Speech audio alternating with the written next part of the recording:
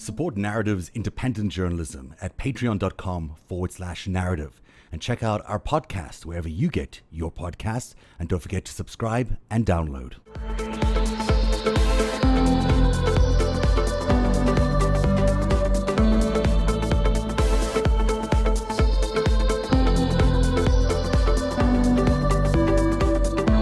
So Pence just came out and said, well, the choice has never been more clear in an election. And I'm like, well, at least you're right for once. That's cool. That is true, 100%. Of course, we're talking about Kamala Harris. The senator from California is now the vice presidential pick for the Democratic ticket, which is an incredible moment in history. Joe did the thing that everyone thought he was going to do. He did the smart thing. He did the thing that's going to bring in a big voter turnout. It's going to bring in a 55, I think she is, year old Black and Asian American politician who is going to be the standard bearer probably for the Democratic Party, because he is not likely to stand for more than one term. So if everything goes well, she could be the first woman president of the United States, plus all those other things that she is. And she has 4 years to learn on the job with Joe Biden by her side. And that's a pretty good mix. It reminds me of something, actually. It reminds me of another combination of maybe lack of experience, but lots of potential and ambition and great experience with Joe Biden. And that was, of course, the ticket of Barack Obama and Joe Biden in 2008. I covered that, and it was a remarkable time because it had the same kind of energy as today. You can't really argue against that either, because there's the feeling around Barack Obama. Also, he's running against John McCain. So you had another sort of old school, new school kind of setup, but you couldn't argue that this was a really emotional time for Americans, and also a sense that something was new and fresh. And I felt that today. I felt that with Kamala Harris today, and so we might be on the verge of a very similar sort of chemistry mix that we had with Obama. I'm going to show you my little picture. I never do this, but that's me with Barack Obama in 2009. This was about the same time. So he was the senator. He's about to be elected. This was we went to see one of his last rallies, and we hung out for a bit. We got to see him backstage, and what a phenomenal orator, like just incredible. He lit up that entire high school gym that it was, and it was just beautiful the way he spoke, and the accessibility and the niceness and the kindness that you expected with the Obama presidency was all there. So it was a remarkable day, really special day for me. And I'm feeling the same kind of thing about Kamala Harris, because she's very accessible. She's certainly a very modern, different kind of politician. And that augurs well for the ticket, because Biden, he's been around a bit. He's sort of a known figure. So it might be interesting to see how he does. This is a very interesting ticket in an age that has so many criminal acts going on from the executive branch of government, which is rare. You of course had the fabulous Jill Wine-Banks on, who did have today. Who prosecuted the Watergate felons, back when, felonies were more of an exception and not the rule in an executive branch. Of course, this one for the last 4 years has flipped that on its head. And I just think it's interesting. We're going to have Joe Biden out there to call out the malarkey, and she knows how to prosecute it. So, I mean, she has been a steadfast critic of the administration, especially around their criminality. And that's been what has been necessary. And I think people were missing that during the campaign. And she has been throughout, as soon as it became known what the facts were around Russian involvement with this administration, she was there insisting that was the case and prosecuting it publicly. There's a tweet that I have here, which I'll pull up while you chat away, which reflects that. And that kind of clarity from a senator and a candidate is exactly what people want. I think going into this election is the absolute certainty that you've got someone who knows the facts around who Donald Trump really is and can prosecute that. She said, remember that this president is an unindicted co-conspirator in a felony criminal investigation and should not have the ability to appoint someone to a lifetime position on the Supreme Court. Kavanaugh's hearing should be delayed until the investigation is resolved. Of course, it wasn't. And we now have Justice Kavanaugh, which is interesting as well, because Donald Trump spoke about that in his critique of Kamala Harris. We'll play that a little later on. I just can't stomach him right now. So we'll just stick with what we have here. But she's the right person for this, because we need someone there who can go, especially during the debates, who can stick it to these guys, and then on the trail, who can really be critical of what they've done to American democracy, and really explain to people what those felonies really mean and what those investigations really mean, and that he would be indicted if he weren't the president of the United States.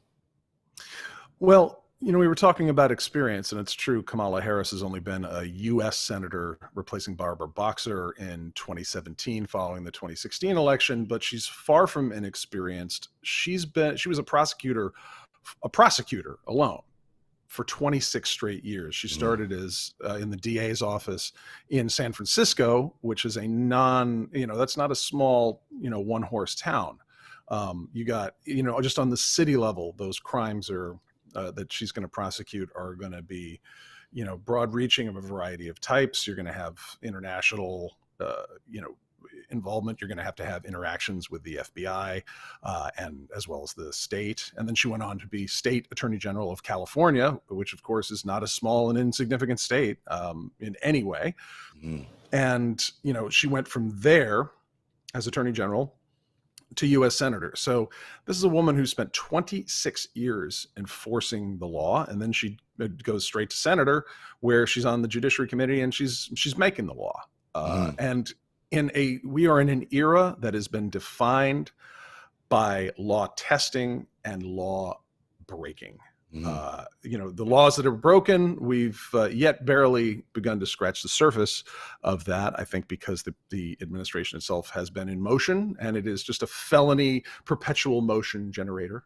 The longer you let it roll, the more felonies fly off of it, potentially forever if we let it go. But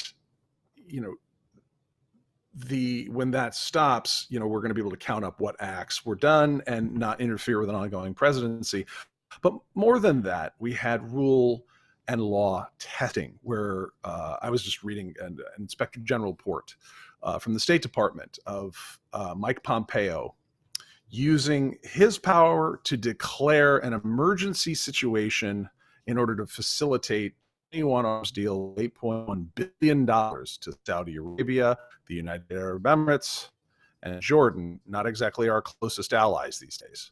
That was the most shocking move by Pompeo, and still, remarkably illegal, of course, and yet he got away with it. Those arms did land up being, or seem to be, have gone over to Saudi Arabia.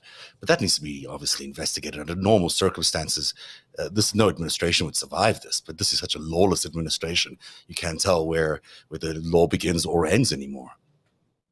Right. And, this is what I mean by the law testing, is that, the Secretary of State is assumed not to be a wanton felon, perhaps incorrectly. It's been more by tradition, but we expect them to do the right thing. We expect their policies might be misguided, but that they won't just openly, flagrantly violate the system and its principles.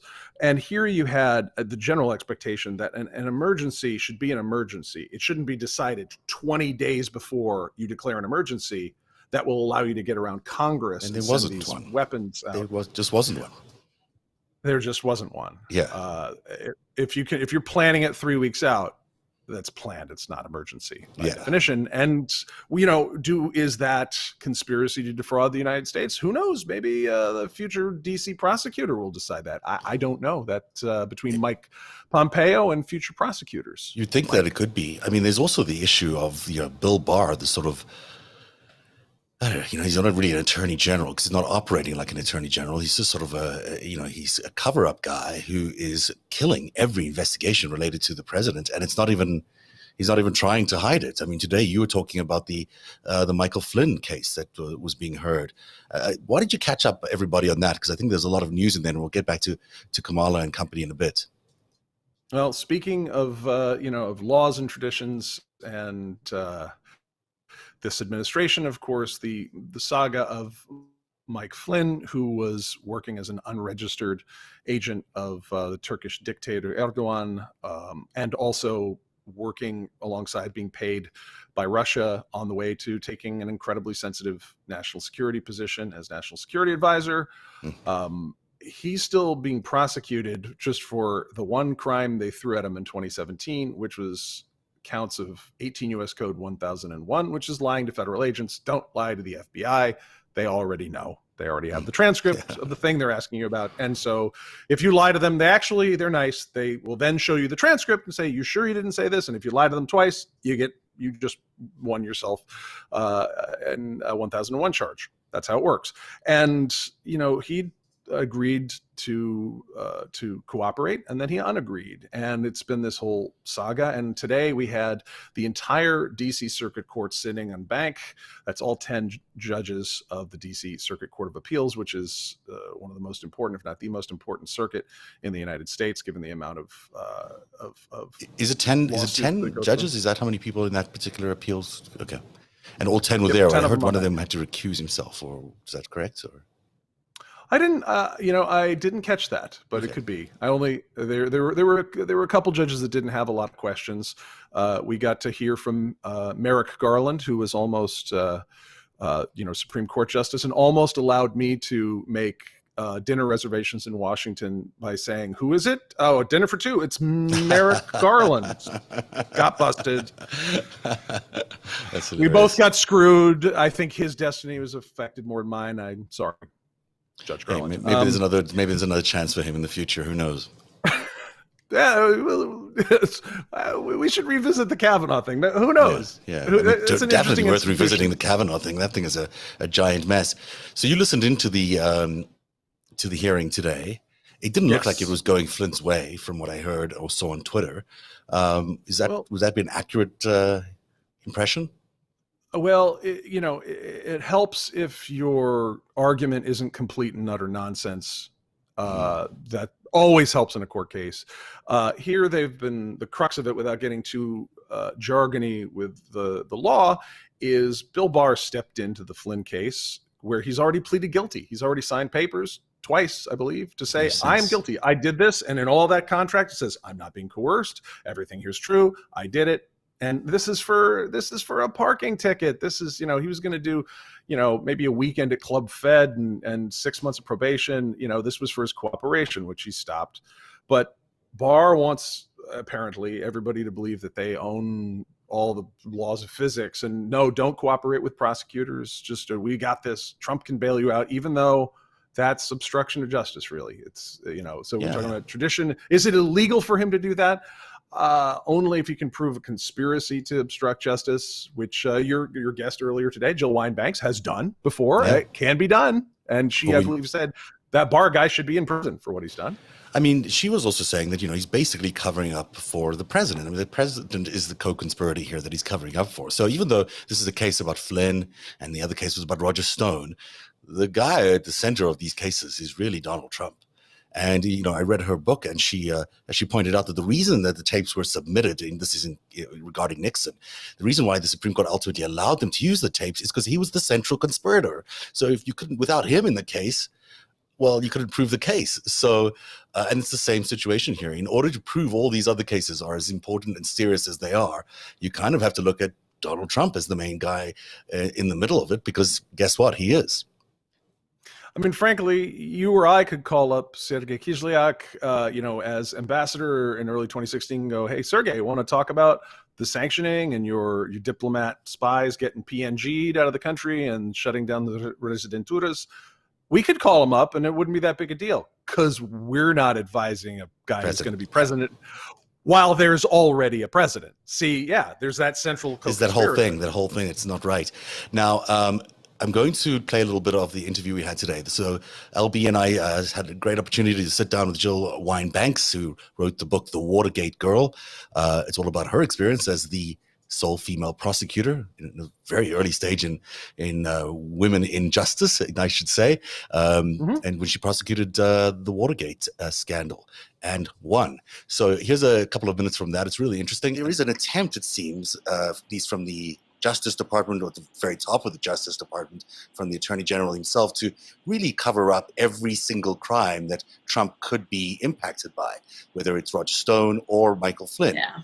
And there is obviously a commonality there between Nixon and Trump in terms of wanting to cover up and obstructing justice. But this seems so much more serious these days. I mean, this is a much more, it's a whole different level. Well, Mitchell, who was the Attorney General under Nixon, and then took over as the head of CREEP, went to jail for his crimes, for his obstruction of justice. If there is any justice, William Barr will also go to jail. But William Barr is a much more serious threat to democracy because he's still the Attorney General while he's doing all these things. And I do think that the motion to dismiss the Flynn case is an attempt to keep Flynn from cooperating with the prosecutors by saying, look, you're not going to go to jail. You're going to get out of this. You don't have to cooperate. Otherwise, he might be telling us what he knows about Donald Trump's knowledge of Russian interference in the election and many other things. So to me, it's a clear case of an apparent obstruction of justice. But it goes way beyond that. It goes way beyond that. All of the, including the attack at Lafayette Square on peaceful protesters, including just so many things that Barr has done that make him impeachable, disbarable. I mean, he should be disbarred for sure. And he won't be impeached because hopefully he'll be out of office before that could happen. I mean, I put a lot of faith in the American people and in seeing what's going on and in making sure that people get out the vote in November so that we can be freed of what I see as a very serious threat to democracy. So many of the things that are going on. And partly it is, McGahn being told not to testify. It's partly having people from Homeland Security told, you can't testify about children being locked up in cages. They are stonewalling not just in a criminal case, not just in the impeachment investigation. They're stonewalling on ordinary, routine oversight by Congress. And if Congress can't oversee the executive, we've lost a very serious part of our democracy and a serious part of our Constitution. She's remarkable, obviously, and to have that point of view from a federal prosecutor who prosecuted a president before, this is not an unimportant point of view about what's going on with Bill Barr and with this entire administration. And she seems pretty adamant that that's exactly what should happen. Now, she wasn't clear about whether it will happen, because as we found out with Nixon, things didn't turn out the way that maybe a lot of people wanted, and he never got to face justice. Yeah, I'm sure she doesn't want to speculate too much, but I thought her concrete statements were incredibly powerful, especially since she has seen this all the way through to completion before the end of a presidency because of criminal acts. And I think her statements about the fact that they're not just committing crimes, they are impeding the very nature of oversight. They're like, this is what the Constitution was set up for. This is what the founding fathers were thinking. The framers of the Constitution, they're like, we don't want any one group of people getting elected through this system to be able to just grab a hold of everything. There's got to be checks and balances. And again, law breaking versus law testing. Is it illegal to do what they have done? No, and thank God the rest of the system has said, no, we're going to, the McGahn decision recently. No, Congress sends out a subpoena. You better show up for it. That's the law. You must. And it's been tested again. And now we're going to enforce that apparently. But, to say that just on routine matters, no, we're not, copper, I'm not telling you nothing. I mean, that's what happens when you get mobsters in the White House. It's not good. So we should never do it again. We should never do it again. In fact, Nixon and Trump would make two mobsters. Well, we think mobsters, or at least mobster-enabled presidents in the White House. Well, and didn't she make the point about I'm back doing Nixon and there's Roger Stone running around, and today Roger Stone's still running around. All the same people are still there, and she was reluctant to declare him sort of a mobster. She didn't say that he was even funded by the mobsters. I played her a little clip of Lansky saying that he was accused of buying the presidency, but never confirmed it. And certainly there's a lot of evidence to suggest that there was a lot of mob money floating around. And that's not unusual, not just for Nixon, but it's not unusual in politics necessarily. But it's very unusual having an actual mobster in the White House, which is apparently what we have now. I mean, there's not even that much doubt about whether Donald Trump has been involved in money laundering and many of these other crimes. It's pretty clear that he was or has been, and yet here he is running the United States, and that, of course, should never ever happen. A very close relationship that Kamala Harris had with Beau Biden, the late son of the Biden family. She said in this is in 2019, I believe she said this on Twitter, Beau Biden was my friend, we were AGs together, and you couldn't find a person who cared more deeply for his family, the nation he served, and the state of Delaware. 4 years after passing, I still miss him. There's a great response as well from Dr. Biden and Joe Biden to that message. This is before there was any prospect of her becoming a vice presidential nominee. This was just her saying that she cared about a friend and sending her best wishes to the Bidens. So there is actually a very deep family bond there between Kamala Harris and the Bidens, despite all this, public, furor about them, dissing each other on stage during one debate. That's politics. There's a much deeper family connection here. Well, one of the things that goes to the core of Joe Biden, I personally think makes him a remarkable human being, much less leader, is that he's suffered incredible losses. I mean, he's lost multiple children, and I think it's every parent's nightmare to have to bury your own children. And he's done it, and I've seen him talk to other families that have lost people. I've seen him talk to Gold Star families of veterans, and some phrase that he used. He says, "I know right now you don't think you're ever going to see that smile return, but you will." And that, that he is, this is just personally, thinking about him as a future president. That's and already having been an exceptional vice president, given what he was tasked with in the run up to our current situation, which has yet to be fully discussed. The fact that he's able to bring that kind of humanity straight to citizens is the kind of dignity and wisdom that it befits a free democracy. So. There's a story about when Beau was sick, they were considering selling their home just to fund his health care, because he was going to go through all these operations. And Obama actually was the one who forcibly intervened there and said, "Don't do it, Joe." Yeah. And that's the kind of real people that we had in the White House, and actually care for other people and their family and friends, which we clearly do not have right now, as 160,000 plus people are dead in this country from coronavirus that could have been avoided. But that augurs well for their relationship. I think if these are good people and they'll get along well together, Biden and Harris. You can't get away from the enormity of the day. I mean, it's just incredible that she's now the first Asian American woman to run on the presidential ticket by either parties, of course. She's also the first black woman to run on a presidential ticket, either parties, of course. And that's because her mother was born in India and her father in Jamaica. A lot of history being made here. This is them, by the way. If you want to, this is mom and dad from when they met. I've never seen them. I'm aware of Donald Harris's academic career. I think they met at Berkeley or something. I think. Definitely a California story, and I mean it's so powerful and important right now, given the degree to which America's relationships with race and immigration, which are central to the American story, and which represent incredible successes and abominable failures. Given how much America's adversaries learned about those social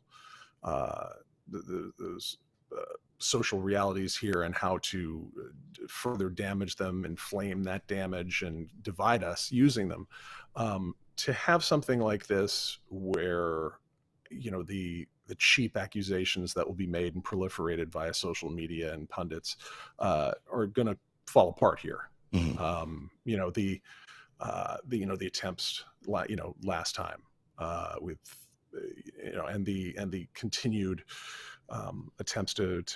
I mean, we've discovered that a certain number of African Americans upset with Joe Biden. That turns out they're Moldovans. They're not actually African Americans. They're neither African nor American.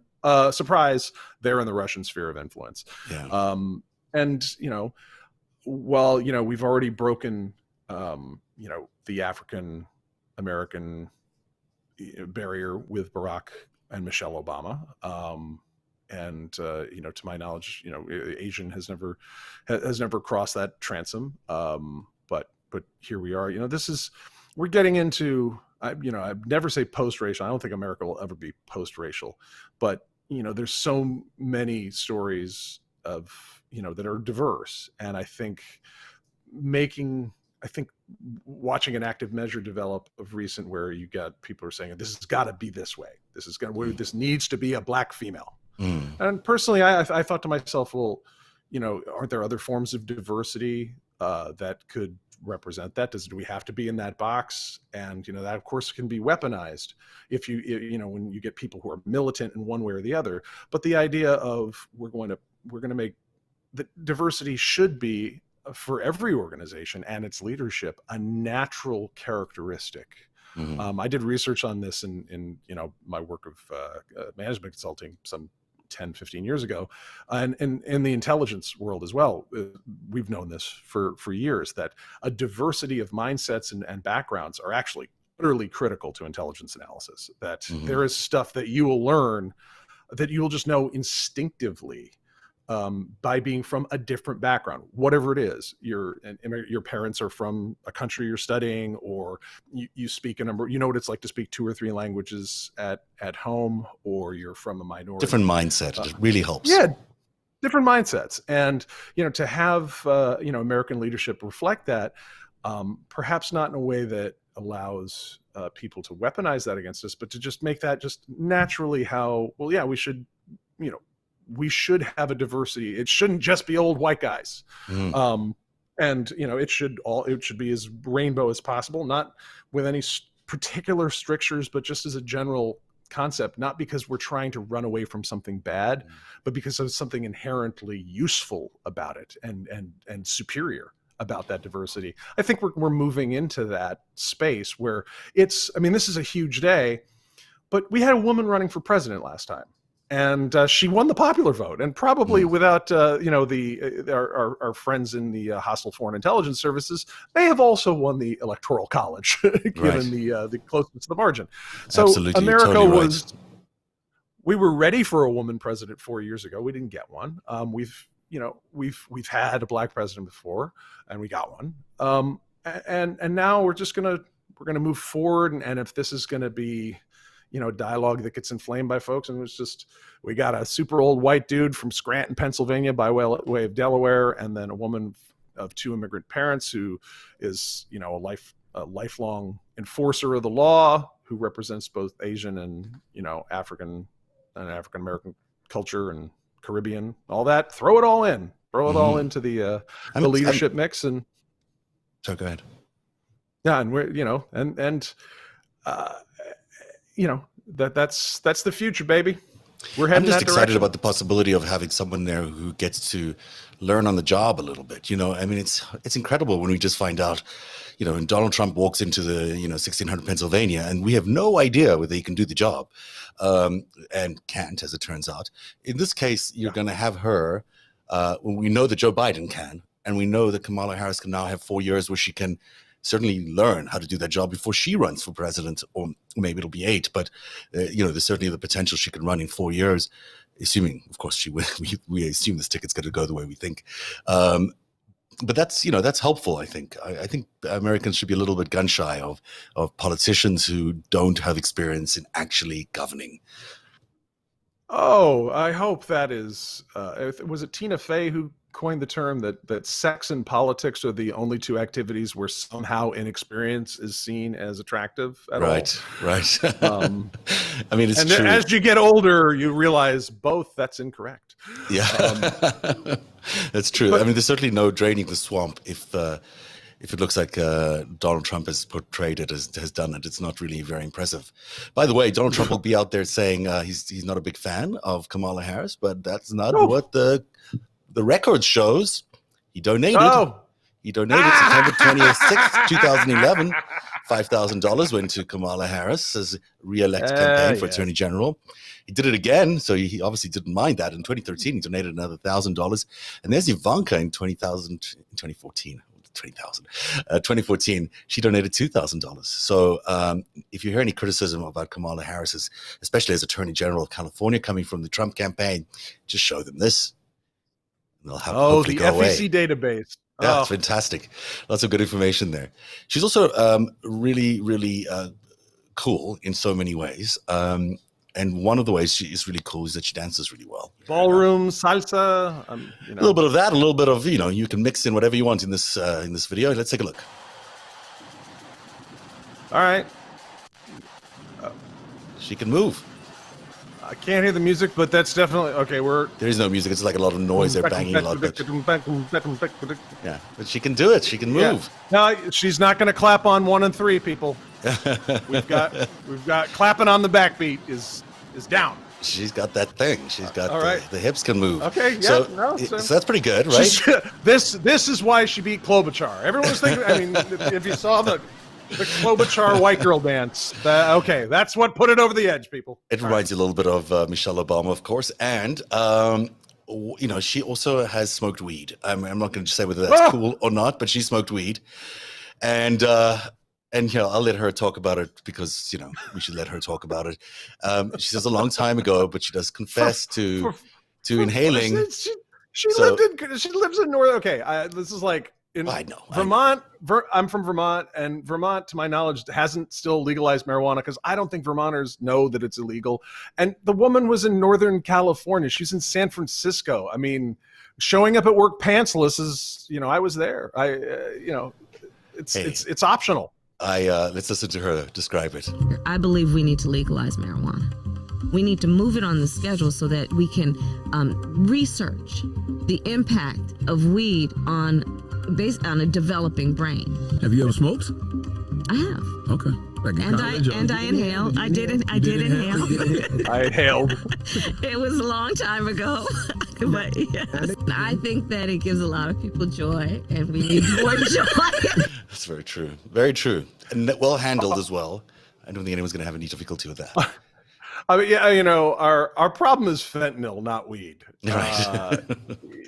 They actually asked Donald Trump today about the drug thing, about the weed thing. And, we know from past shows that people have said that he's got his own addiction issues. And so he couldn't obviously answer with any sort of honesty around that. Not that he would anyhow. But so he just smiled through the question and just dodged it completely because he knows it's just such a trap for him. If he starts admitting, they're criticizing her for smoking weed, then he might have to get criticized for his own whatever he does. So that's interesting. Hopefully this puts that all to bed. It's like an era of baby boomer politics where anyone gives the slightest crap about that. Even on your famous SF-86 forms, when you go to get your security clearance, what they're looking for on pretty much every question is, I tried it once in college, I didn't really like it. And even if that's not the case, it's like, you don't have anything active going on, do you?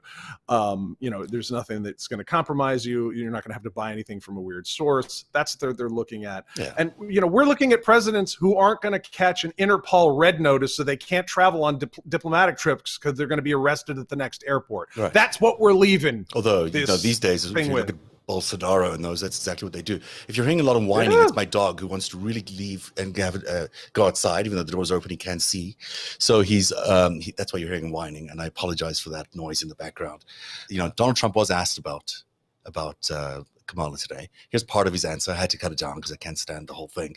But here's what he said. Good. Let's take a look at Trump trying to knock down Kamala Harris. Where you're going to lose your doctors, you're going to lose your plans. She wants to take your health care plans away from 180 million Americans. 180 million Americans are very happy with their health insurance. and she wants to take that away. Lie. So she was my number one pick. I mean, she was, as they would say, because hopefully you'll start college football, she was my number one draft pick. And we'll see how she works out. Terrifying. She did very, very poorly in the primaries, as you know. She was expected to do well. She did really well. And she just had to bail. She ended up at right around 2% and spent a lot of money. Well, she didn't. She She ran out of was it. happening, and so I was a little surprised that he picked Well, she her. didn't have any I've been laundered in watching from her for a Russia. long time, and Yeah. I was a little surprised. She was extraordinarily nasty to Kavanaugh, Judge Kavanaugh. Some of us then, like now nasty Justice women. Kavanaugh. She was nasty to a level that was just a horrible thing. The way she treated Awesome. now Justice Kavanaugh. Perfect. And I won't forget that soon. I'm sure she's not going to forget that either. She's not going to forget that you put Kavanaugh in there, and she's not going to forget that you think that she's nasty for asking legitimate questions of a Supreme Court justice. And everything else he said was just total lie. I mean, just complete nonsense. Obviously, considering he's taking away all the health insurance from Americans right now, and he's thinking about getting rid of Social Security, and he's criticizing her for taking away Social Security, healthcare. It's just nonsense. He said he was the king of the Jews. I mean, he says something every day. And, I was talking about this last night as people were, he got the dates of World War II wrong. No, he didn't. He got you to not talk about Deutsche Bank complying with the subpoena for the Manhattan DA's office. It's exactly what he does. Not talk about the bounties on American soldiers paid for by Russians. And, they should, but let's take him at his word that he's not just seeking a distraction. He's looking to analyze the effect of Kamala Harris and Joe Biden together. Not that he shouldn't have had some notion, even through his addled, stupid criminal brain, that he's not going to do well this year. The piles of dead bodies and the 20% unemployment. Not a good look. They're just not a good look. Oh, you ask any election campaign manager or anything, electioneer, that the dead bodies always get you. But he knows that this is it, man, because this is a strong team, and this ticks all the boxes for the most part, and these are both experienced people who have been vetted. Neither one is blemishless, and these guys, they ran just tactically.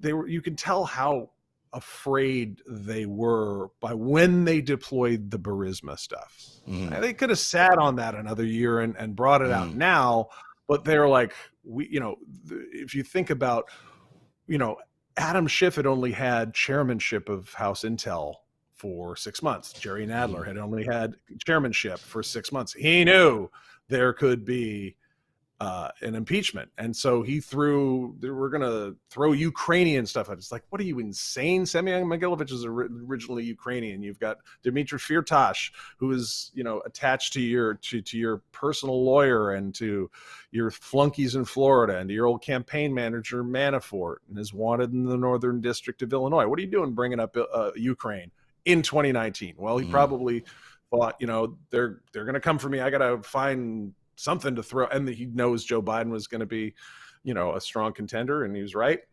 He was right, but it didn't work. The strategy didn't work. Sending Giuliani on that little mission to bring back whatever it was he supposedly brought back didn't work. They released more of the Hunter Biden stuff this week. There's going to be more to come because they're going to accuse him of all that China stuff. None of it is going to work, especially about China, because it's just every day we're finding out more about how close Donald Trump is to China. I didn't realize that so many floors of Trump Tower were basically owned at least by the Bank of China, in addition to the $200 million that he owes them. I mean, he is so beholden to China that it makes Russia look like a walk in the park for everybody else, and not to mention Russia and China are, joined at the hip. So that's not going to work. And so they are out of tricks, I think. The Steele dossier was the product of a private, not an intelligence community, but a private effort to get a sense from open source analysts of what's floating around about Donald Trump and Russia. And of course, there was so much, it freaked even an old hand like Christopher Steele out, who's now out talking publicly, going on podcasts. And in 2018, he passed his report up to the Intelligence and Security Committee of the UK Parliament, which is out now. But if you go back to where people originally heard Christopher Steele's name in early 2017, where they rushed that thing out to try and, we're going to get caught for the Russia things. There's a line in the Steele dossier about how Russia was pleased that they were only focusing on Russia because, of course, this partnership included other countries that were not trivial. And now we know particularly which one they were glad to obscure, which was At the end of the day, China. this is all a big smokescreen to hide China. And China and Russia have been working actively together because they have a lot of common interests. That's true. And, they've been close for many, many decades in different ways. But China's the one who stands to gain the most. And China's the one that seems to be currently doing the most damage to America. Whether you accept the coronavirus as being accidental or otherwise, it certainly looks like their attempt to contain it and Donald Trump's attempt to contain it appear to anyone really like it's an intentional attempt to allow this thing to spread. And you can't look at the facts any other way. There's just no way to look at them in any other way. So that's going to make for an interesting election. Any last thoughts about Kamala? No, I think we've covered it. I'm interested to hear what her proposals are and what she focuses her voice on as America really starts listening to her. And given Joe Biden's age, and I would think he might be inclined to only be a one-term president, just for that reason alone. The guy is, the guy deserves his retirement. People are going to listen to Kamala pretty closely because she will be the front runner. Should everybody? I mean, I don't know if they heard this. Joe is actually down 20% everywhere, so everyone registered to vote. But this is she's stepping onto the national stage one way or the other, and we get to hear from her in her own words in a way we haven't. So that's what I'm interested in hearing. I mean, I think she'll do wonders on the race portfolio. I hope she gets to own a big chunk of that, because I do think that because of experience in justice and law and order, she can help reform police departments and police legislation around the country that's desperately needed, without affecting law and order per se, but in fact, strengthening it, by having police actually connect to the communities and not treat the communities like they're targets, working within communities, you get a much stronger community at the end of the day. And she's the kind of person who understands the legal system, who can really, really do a strong job on that. And the same thing goes with prosecuting Trump Russia and whatever, Trump China or whatever other countries there are. We have a real problem with the foreign disinformation and policing, these foreign assets that are in our country. It's not working, obviously, because they're being allowed to run rampant. So what do we do about that? What do we do about Huawei? What do we do about 5G? Those are all things that I think she could be really interesting in. I think you just brought up, bring up the domestic policing is really critical. I think counterintelligence, I don't think we'll be ignoring counterintelligence anytime soon. But we got guys like Adam Schiff out there who are literal, 30-plus-year-old hands at counterintelligence prosecution. I wonder what he'll do, in the next few years. I live here in St. Louis. And I'm a few minutes away from Ferguson. And 2 days ago, it was the 6th anniversary of the death of Michael Brown. Wow. At the hands of the Ferguson Police Department. And there were a lot of reforms that sprung into action as a result of that had been developing since some of the tragedies around Trayvon Martin and many other African-American men, particularly, who were gunned down by police in extra legal circumstances that were all videoed and shared and shocked the country. But the Department of Justice under Barack Obama really started moving very heavily through its civil rights division to enforce, through consent decrees in lieu of lawsuits and judgments, a return to constitutional principles. And when Trump came in, that progress that had just started to turn a year and a half old, so it's just getting warmed up. One of the first things they did was cut that loose under Jeff Sessions. And Well, that's why they you know, worked so hard to win the election by cheating, is because they knew they had to turn these things around. The law was, was tight. The noose was literally tightening around their necks. It was becoming really, really a problem for a lot of these people who were skating by. That's why they worked so hard to get there. Especially if you've got, if you really could, as the mob always had, could use a hand from police departments that look the other way, or at least have some people on the force that look the other way. There's many, if not the vast majority of good police officers that do a valuable public service, and those that are on the take. None of these are new stories. But we'd started to make real progress against some systemic problems. And then that got, kind of scrapped under Trump starting in early 2017. But those consent decrees were still in force, and they may have said, "Oh, well, we're not going to pursue this or whatnot." And I think there's more than one police department that maybe thought the coast was clear. But that's the thing when you're dealing with the FBI or federal oversight, that just because they're not prosecuting you right now doesn't mean they're not keeping track. And it will be very interesting if there is a Biden-Harris administration, and the vice president tends not to have, the lead on every policy, right? But that usually has one thing that they're particularly passionate about. We were lucky with Biden as vice president. He was so skilled at foreign policy and domestic policy with the Senate. He was just so good at wrangling them that so much got done because of him.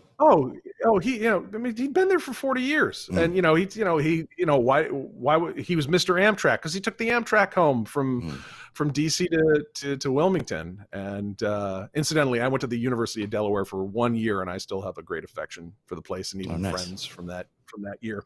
But he was always home to Delaware, and he always he thought domestic policy and foreign policy, which he really helped him as vice president.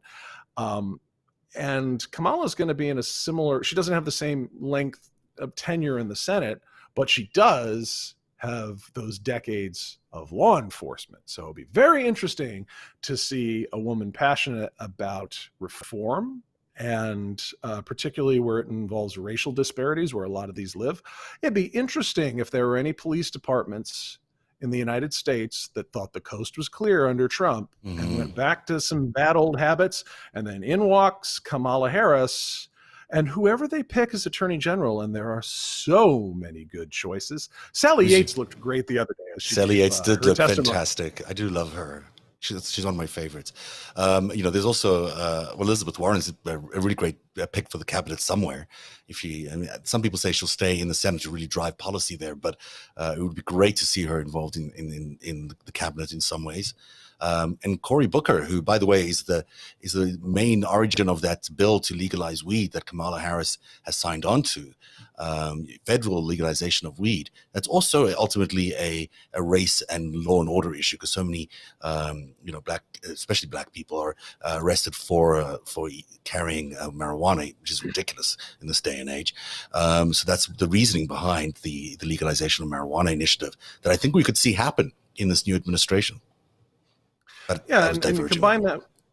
Well, no, it's right in there. You've got, because you're talking about sentencing and prosecution that is racially disparate, where Black Americans cannot expect the same treatment in front of a court that white Americans can, especially around those criminal issues. And the drug war has been extraordinarily hard on the African American people of the United States, and to have people that are going to know that coming in, and they've got a whole laundry list of things they want changed, improved, reformed, and fixed. There's really a deep bench of policy expertise, and I think we've been living under this, the talking points, the propaganda really of, we've got big government's a problem. We need small government. Grover Norquist, who said, I want a government so small that I can drown it in the bathtub. They made one so small that Vladimir Putin could drown it. Yeah, and then they just stole everything. You know, at the end of the day, the party of small government ended up just being thieves. They just stole government, and you know that's the where first ones with the PPP money, the first ones to give their college friends, you know, government contracts. So America's a big country. Now- It's got lots of money. It should have a big government that can handle everything it needs to do, because America needs it. It's a big country, and it certainly doesn't spend as much on healthcare or anything else in terms of a state funds as other countries per capita do. And it's the results in other countries when you've got universal healthcare are remarkably better than what is currently in the United States, where people are overpaying for everything, and private healthcare is not really working for everybody in the United States. I think we should call it a night, because it's 9 o'clock. We've been on for a bit. It's been fun. right. It's been fun hanging out. I've had a long day because I didn't really sleep last night because I was getting so excited about Jill Wine-Banks that I stayed up listening to her audio tape. And I was like, oh my God, is she going to fall in love? Is she going to fall in love? And she does. I would spoil it for you, but maybe she falls in love at the end. So you should read the book, The Watergate Girl. It's really good. And hopefully Jill will be back.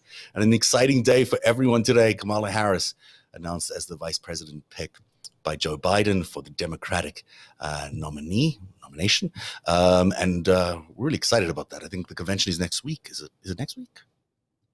I think it's coming up soon. You know? I think it's next week. They start Monday. Yep. Okay. We should carry some of that live, considering it's all happening via the fine interweb. We can be frontline correspondents there. Last time I was at a Democratic convention was the one where Barack Obama was nominated, and it was insane. It was unbelievable. The amount of people who showed up at that it was Denver Stadium it blew your mind up. It's so many people showed up, and the stadium rocked. So many people were so excited about his presidency, and they were right to be, because he turned out to be a great president. And you're going to see, I think, a lot of that same kind of excitement, even though we may not have people showing up in stadiums, but online next week, it's going to be a lot of excitement as this ticket really builds some steam and marches into November. Support Narativ's independent journalism at patreon.com/narrative, and check out our podcast wherever you get your podcasts, and don't forget to subscribe and download.